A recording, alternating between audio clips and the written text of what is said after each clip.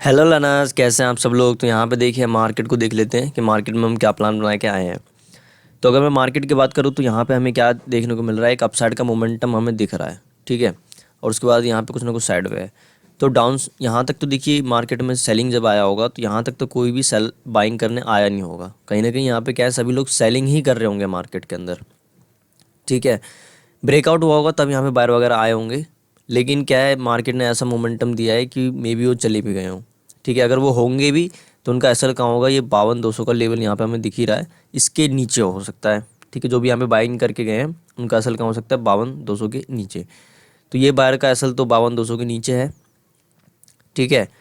तो और down side के बायर अच्छे खासे प्रॉफिट में बैठे हैं, अगर होंगे तो अच्छे प्रॉफिट में बैठे हैं वो। तो ऐसा हमें गैप अप मिलता था, ये गैप अप मिलता है या फिर फ्लैट मिलता है तो हम दोनों केस में क्या कर सकते हैं, बाइंग कर सकते हैं यहाँ पे। ठीक है। तो बाइंग का प्लान बना के हम आए हैं। गैप डाउन में देखिए थोड़ा सा हमें रिस्क नज़र आ रहा है, इसलिए हमने यहाँ पे बाइंग का प्लान नहीं बनाया है। यहाँ पे हम थोड़ी देर क्या करेंगे, मार्केट को देखेंगे, उसके बाद काम करेंगे। निफ्टी में भी हमें कुछ वैसा ही दिख रहा है, यहाँ पे भी ज़्यादा कुछ मोमेंटम हुआ नहीं है। तो बायर वगैरह यहाँ तक तो सैलरी आ रहे थे, ब्रेकआउट वगैरह हुआ होगा तब कुछ बायर आए होंगे, उनको मार्केट ने वैसे ही निकाल दिया है। अगर होंगे भी तो उनका असल कहाँ होगा, इसके नीचे होगा। ठीक है। तो ऐसे में हमें फ्लैट टू गैप अप मिलता है, तो हम दोनों केस में यहाँ पे क्या कर सकते हैं, मार्केट के अंदर बाइंग वगैरह कर सकते हैं। ठीक है। ऐसा ही हमारा सेंसेक्स में भी है। सेंसेक्स में क्या है, यहाँ पे भी हमें क्या दिख रहा है कि एक गैप अप मिला था हमें, उसके बाद मार्केट ने एक रेड कैंडल बनाया। तो यहाँ तक तो कोई भी बाइंग कर नहीं रहा होगा, यहाँ पे कुछ बायर आए होंगे 800 का ब्रेकआउट वगैरह देख करके, उनको मार्केट ने निकाल दिया। तो बायर वगैरह को तो मार्केट निकाल चुका था, ऐसे में हमें गैप अप मिलता है या फिर फ्लैट मिलता है तो हम यहाँ पे क्या कर सकते हैं, मार्केट के अंदर बाइंग वगैरह कर सकते हैं। ठीक है। तो अभी हम देख लेते हैं कि मार्केट में क्या ओपनिंग है। तो यहाँ पे देखें तो देखिए गैप अप ही हमें यहाँ पे मिल रहा है। ठीक है। तो गैप अप मिला है, अब हमें मार्केट को ओपन होने देना होगा, उसके बाद हम यहाँ पे काम कर सकते हैं। यहाँ पे भी 300 पॉइंट का गैप अप है, तो हमें थोड़ा वेट करके काम करना होगा क्योंकि कुछ ज़्यादा ही बड़ा गैप अप खुल गया है यहाँ पे। ठीक है। ज़्यादा बड़ा तो नहीं है लेकिन हाँ 300 पॉइंट का तो गैप अप है ही। तो देखते हैं, वेट करते हैं और क्या होता है। पहले हम थोड़ा जो चार्ट बनने देते हैं। तो यहाँ पे अगर हम मार्केट को देखें तो देखिए मार्केट ओपन होते एक रेड कैंडल इसने बना दिया यहाँ पे। ठीक है। अभी अभी एक चीज़ मैं देखूँ तो कल भी मार्केट ने गैप अप खुला, एक रेड कैंडल बनाया। ठीक है। और कंटिन्यू फिर ऊपर चला गया। अब यहाँ पे भी मार्केट गैप अप खुल के एक रेड कैंडल बना है और कंटिन्यू ऊपर चले जाएगा, ऐसा हो नहीं सकता। ठीक है। नहीं फिर दूसरों को भी पता चल जाएगा कि मार्केट क्या करने वाला है, ऊपर जाने वाला है। ठीक है। तो अभी तो देखिए हमें थोड़ा यहाँ पे वेट करना होगा क्योंकि मार्केट चार्ट रिपीट तो करेगा नहीं। और यहाँ पे क्लोजिंग प्राइस का सपोर्ट लेने लग गया है और 500 का लेवल है, तो हमें थोड़ा सा यहाँ पे वेट करना होगा। ठीक है। अब चार्ट वगैरह को बनने देते हैं, उसके बाद हम यहाँ पे काम करेंगे। निफ्टी में भी कुछ वैसा ही है, निफ्टी में तो फ्लैट खुला था मार्केट, उसके बाद नीचे आ गया। सेंसेक्स का भी कुछ वही हाल है।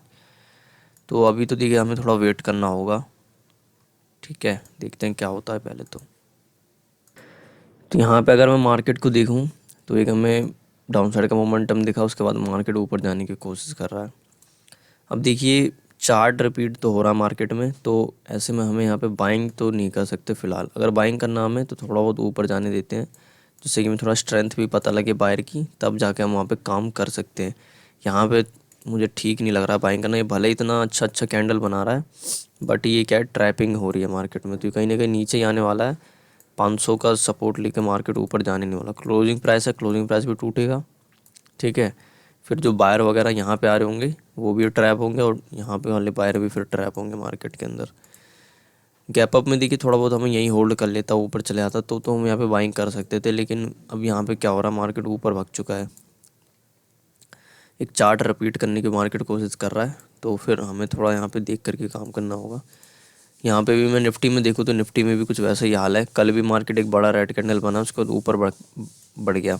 ठीक है। तो यहाँ पे भी वो नहीं करेगा। अब सेंसेक्स में देखें तो देखिए सेंसेक्स में क्या है, डाउन साइड में 500 का लेवल है। 500 का लेवल है तो इसको ब्रेक डाउन करने के लिए मार्केट जा सकता है, तो हमें थोड़ा वेट करना होगा यहाँ पे। भले ही ये अच्छा खासा ग्रीन ग्रीन कैंडल बना रहा है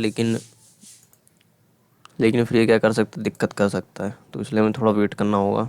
ठीक है। ये छोटी क्वांटिटी होती है ना, तो यही दिक्कत रहता है, छोटा क्वांटिटी, छोटा एसएल हो गया। ठीक है। तो उसमें ये दिक्कत होता है, आप रैंडम ट्रेड बना नहीं सकते कहीं पे भी। मार्केट में हम यहाँ पे कहीं पे मार्केट था, ठीक है। उसके बाद क्या हुआ देखिए, हम यहाँ पे कहीं पे जब मार्केट ब्रेकआउट करता है तो यहाँ पे हम बाई साइड में ट्रेड बनाते हैं, ठीक है। अब हम सबसे पहले तो देखते हैं यहाँ पे बाई साइड में हम ट्रेड क्यों बनाते हैं। तो यहाँ पे जब मार्केट खुला था तो एक रेड कैंडल बना दिया यहाँ पे, ठीक है। तो मुझे लग रहा था यहाँ पे कि मार्केट कल भी ऐसे रेड कैंडल बनाया और फिर कंटिन्यू ऊपर चला गया, और फिर यहाँ पर भी वैसे ही कुछ करने की मार्केट कोशिश कर रहा था, मतलब वैसे कुछ स्ट्रक्चर बना रहा था। तो मैंने सोचा थोड़ा वेट करना अच्छा रहेगा, तो बाइंग वगैरह मैं तो सोच रहा था, लेकिन मुझे लग रहा था कि मार्केट नीचे गिर जाएगा, क्योंकि यहाँ पे 52,500 का सपोर्ट ले रहा था मार्केट, और एक चार्ट रिपीट भी हमें यहाँ पे दिख रहा था। तो इसलिए हमने सोचा कि थोड़ा बहुत वेट करते हैं, लेकिन देखिए चार्ट रिपीट यहाँ पे नहीं हो रहा था। ऐसा क्यों? सबसे पहले तो वो बड़ा गैप अप था, ठीक है, और यहाँ पे छोटा गैप अप है, तो नीचे गिरा मार्केट और यहाँ से मार्केट कंटिन्यू ऊपर जा रहा था। कोई ऐसा रिट्रेसमेंट यहाँ पर नहीं कर रहा था। जैसे यहाँ पर मैं दिखाऊँ तो यहाँ पे रिट्रेसमेंट कर रहा था, उठ रहा था, रिट्रेसमेंट कर रहा था, उठ रहा था, रिट्रेसमेंट कर रहा था, उठ रहा था, रिट्रेसमेंट कर रहा था, तब उठ रहा था।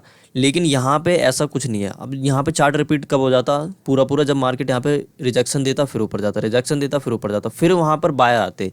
लेकिन यहाँ पे मार्केट क्या है, कंटिन्यू ऊपर चला गया, तो बायर यहाँ पे आ नहीं रहते। तो इसलिए जैसे ब्रेकआउट वगैरह हुआ, हमने यहाँ पे बाइंग वगैरह कर लिया। जैसे ही बाइंग करा, हमें छोटा मोटा लॉस दिखाने के बाद एक 800 का ब्रेकआउट कर दिया। जैसे 800 का ब्रेकआउट किया, हम वहाँ से एग्जिट हो गए, ठीक है।